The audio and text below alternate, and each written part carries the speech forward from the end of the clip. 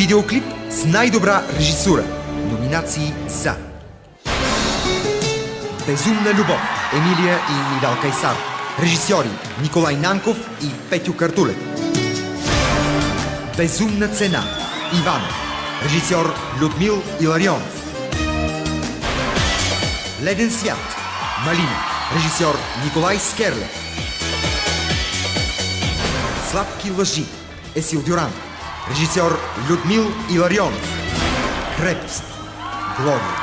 Режисьор Людмил Иларионов.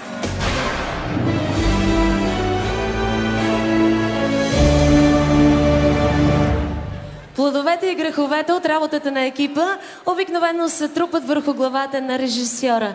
Затова и наградите за режисура са сред най-желаните и сред най-престижните. Популярният режисьор Маги Халваджиян е спецът, който ще обяви избор.